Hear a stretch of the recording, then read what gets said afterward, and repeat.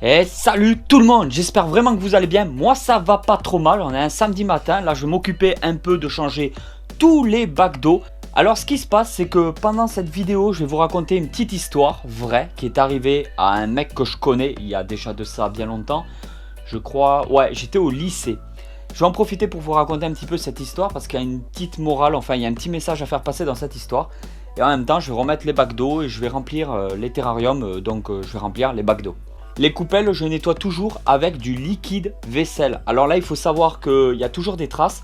Parce que depuis que j'utilise des éclats de coco, et ben, si ça se met dans l'eau, ça colore très vite l'eau. Et ça marque un petit peu les tasses tout autour. Donc c'est un peu dommage. Mais bon, j'essaie de les récupérer comme je peux. Je frotte comme je peux. Alors je les nettoie au liquide vaisselle, ça ne risque rien, c'est pas un truc qu'on va mettre dans un aquarium avec des poissons, c'est pour des terrariums. Du moment que c'est bien rincé, c'est comme nous, hein, quand on mange dans une assiette avec des couverts ou avec des verres, on boit de l'eau, on a bien nettoyé avec du liquide vaisselle ou dans un lave-vaisselle. Enfin, ça risque rien du tout de faire comme ça, mais rincez bien correctement quand même. Après pour le nettoyage des vitres, je l'ai fait un petit peu aussi tout à l'heure, j'utilise tout simplement du vinaigre d'alcool, pour ceux du vinaigre blanc.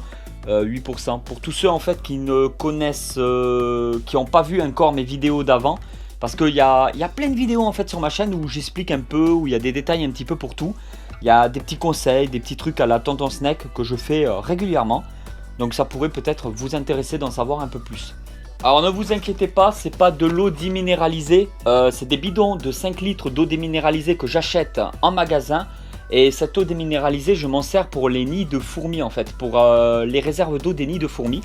Et quand le bidon est vide, ben, ça me fait un bidon de 5 litres d'eau où je mets de l'eau, tout simplement de l'eau du robinet pour donner à boire à mes reptiles. Comme ça, c'est vachement pratique. Je nettoie toutes les coupelles à l'avance de toutes mes installations. Et après, je sors mes 10 litres d'eau parce qu'en fait, j'ai plusieurs bidons comme ça de 5 litres. Et ensuite, je remplis tous les terrariums. Je vais beaucoup plus vite. C'est beaucoup plus pratique. Alors je voulais vous raconter un petit peu l'histoire d'un mec que je connaissais. Je vous ai dit j'étais au lycée. Le mec il avait le boulot, il avait le permis de conduire, il avait la nana, il avait l'appartement. Et en l'espace d'une journée, il a tout perdu. Tout ce qu'il a, il a perdu. C'est un coup à se suicider ce qui lui est arrivé. Toujours faire un petit contrôle de ses bêtes en même temps qu'on fait de la maintenance. Ça permet de savoir si vraiment tout se passe bien, qu'il n'y ait pas un problème de parasite qui s'est incrusté on ne sait pas quand. Qu'il n'y ait pas un problème quel que ce soit, donc de mue au niveau des yeux, on ne sait jamais. On contrôle toujours nos bêtes régulièrement pour s'assurer d'avoir toujours des bêtes avec la meilleure forme possible. Cette personne en fait roulait en voiture tranquille, je crois que c'était pour aller au boulot, je ne sais plus exactement, ça remonte, je vous l'ai dit, j'étais au lycée.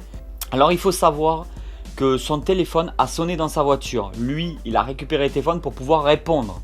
Il a fait tomber le téléphone au niveau de ses pieds dans la voiture. Ce qui fait qu'il a voulu le récupérer sans s'arrêter quelque part avant. Et là, ça a été le drame. Donc il a eu un accident. Il a eu beaucoup de chance parce qu'il s'en est sorti juste, je crois, avec un pied et un bras cassés. Il s'en est tiré, voilà. Il a eu quand même de la chance. Le problème, c'est qu'en fait, c'est sa nana qui l'avait appelé sur son téléphone portable. Le mec, il n'a pas réfléchi 2 secondes dans sa tête et il s'est dit c'est de ta faute, t'avais pas qu'à m'appeler pendant que j'étais en train de conduire. Donc, grosse embrouille avec sa femme. Et le truc, c'est qu'en fait, moi je pense que c'était tout simplement à lui de ne pas répondre parce qu'elle n'était pas censée s'imaginer qu'il était en train de conduire ou faire autre chose. Ou la personne avait appelé, elle appelle, hein, du moment que c'est pas dans les heures, du moment que c'est pas 4h du matin qu'on m'appelle sur mon portable, pour moi il n'y a pas de souci quoi. Après je réponds si je peux, je réponds pas si je peux pas. Là le truc c'est que il a fait de l'hôpital, il a incendié sa nana. Comme quoi c'était sa faute s'il a eu l'accident et tout. Ah, il faut savoir que l'accident avec un bras pété, une jambe de pété, quand tu viens de trouver un travail et que ton poste n'était pas sûr et certain, bah forcément l'employeur va prendre la décision de ne pas te garder. Ou c'est fort possible qu'il ne te garde pas. Il a perdu sa bagnole parce que forcément il a fait quelques tonneaux quand même, la voiture elle était morte. Il a perdu sa nana parce qu'il a balancé, il a largué au téléphone parce que c'est grave parti en couille. Et comme l'appartement était à sa femme, le nom de l'appartement était à sa femme, il s'est retrouvé comme ça dans la rue comme un con. Il a fallu une enculette de journée pour tout perdre.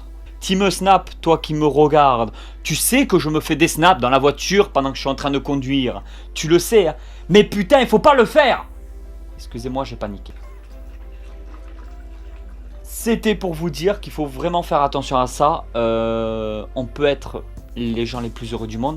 Alors il y a des drames, il y a des choses qui font que toute notre vie est détruite pour un drame à l'origine. Des fois il y a une personne décédée dans notre famille, des fois il y a des choses qui se passent, ou la maladie. Alors ça c'est ceux qui sont atteints de cancer, ceux qui sont atteints... C'est juste pour faire passer un message. Et pour dire que autant profiter de ce qu'on a tant qu'on l'a. Je veux dire, là par exemple tout va bien pour moi, tout va bien dans ma vie. Ces 3 dernières années sur YouTube, ça s'est toujours très bien passé. J'ai toujours donné le meilleur de moi-même pour essayer de vous faire plaisir, toujours vouloir avancer avec vous en même temps. Mais peut-être que dans une semaine ou demain, ou je me souhaite pas, mais il peut m'arriver quelque chose. Il peut arriver quelque chose à quelqu'un de ma famille, de mon entourage, qui fait que s'il faut, la chaîne YouTube peut s'arrêter totalement. Et toute ma vie peut basculer d'un seul coup. Et tout ça, ça sera fini. Mon travail, ça sera fini. Ce que j'arrive à entreprendre depuis ces dernières dizaines d'années, je bosse sur plein de projets, je bosse sur plein de choses qui arrivent à un moment, il y a une fin à quelque chose.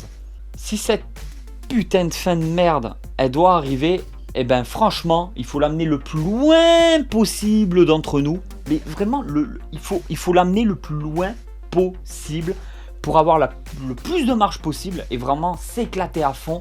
Et tant pis, et on avance et on va y arriver. Ah, le magnifique Morelia Bretli, celui qui a un certain âge que je vous avais montré dans une vidéo. Et voilà tout le monde, j'espère vraiment que cette vidéo vous a plu. Si cette vidéo vous a plu, vous pouvez toujours la partager sur les réseaux sociaux. Je me retrouve surtout sur Facebook et Snapchat. Après, il y a des vidéos qui s'affichent. Vous pouvez aussi cliquer pour vous abonner à cette chaîne YouTube afin de louper le moins de vidéos possible. Il y a une petite cloche aussi, vous pouvez cliquer dessus normalement pour avoir une notification, parce que comme je sors de plus en plus de vidéos et les gens sont habitués surtout à regarder les vidéos du vendredi à 20 h ou les vidéos du mercredi 14 h. Je vous dis à très vite pour une nouvelle vidéo. Faites-moi le savoir si ça vous a plu, si vous avez kiffé, partagez la vidéo. Ciao ciao!